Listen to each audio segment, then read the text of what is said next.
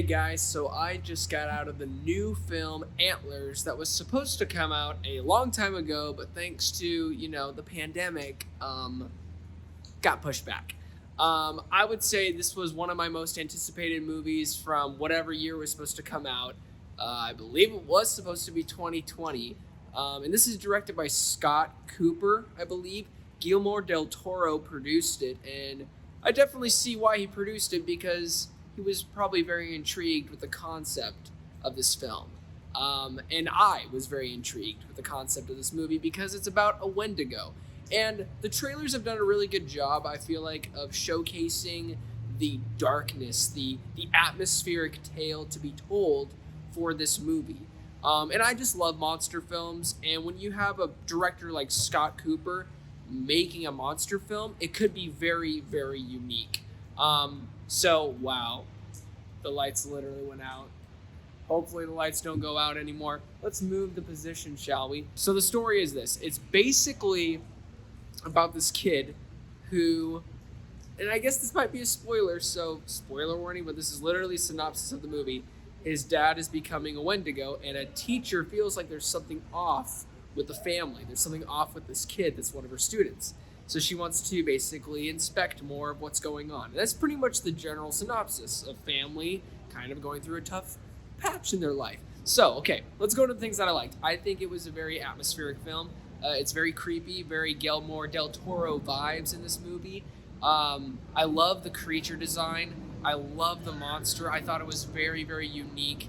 Another Wendigo film you should check out is The Ritual. It gave me that kind of vibe. But this was definitely more of a story that's heavily focused on abuse and child abuse and what that can do to somebody later on and how it affects them in their adulthood. I feel like Scott Cooper did a really good job blending the monster tale and also a story about abuse. And I thought it was very well crafted in how he approached that. And some people might see it as a little bit too forceful in some lines. I, however, liked it, and that's just my opinion. Another thing that I really enjoyed was the performances. I am so sorry, I forget her name. Kelly Russell, maybe? I know her from August Rush. I love her, she's great. Jesse Plemons, he is an amazing actor. He was really good in this movie. Everybody really did a really good job, especially the main kid, who is pretty much the main focal point of this whole movie. He was so good. I just wanted to give him a hug and tell him it was going to be okay. Sorry that your dad's turning into a monster. That really sucks, dude, but I'm here for you, bro. That's literally the vibe that I was getting from him throughout the entire film. So yeah, performances were great. The cinematography was very, very well shot. Such a well shot film. I have to say that. I thought the colors, the lights, everything about it was a huge, huge fan. And when it comes to Scott Cooper, he has a very crisp taste, and I really, really love his feel. And yeah, this is a monster movie at the end of the day. And does it succeed in being a monster movie? It does, but it does take its time. And I have to say, I really enjoyed it. I really enjoyed the sequences. They were very creepy. A lot of horror. I love that. Negatives, though. It does take some time. There are some pacing issues, specifically in the first 40 minutes. It takes 40 minutes to get to the actual, I guess, reveal, but the trailer's already kind of revealed it, and it's pretty much the synopsis in IMDb without giving it away. But if you watch the trailer, you know the dad's becoming a monster.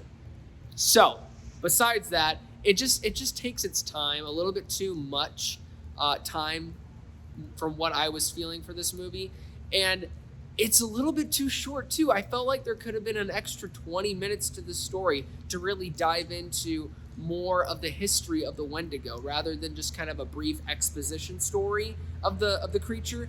And maybe people really know the general nature and origin of this creature. I don't really know.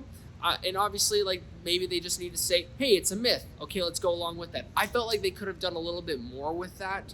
So that was a little bit of a disappointment for me in my experience. I kind of wanted a bit more of a backstory about the Wendigo.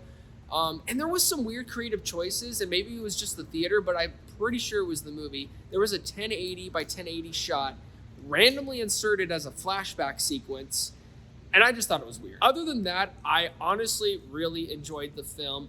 despite some minor setbacks like the slow pacing, some of the origins that I wish that we could have gotten from the Wendigo. I wish we had a little bit more detail for that.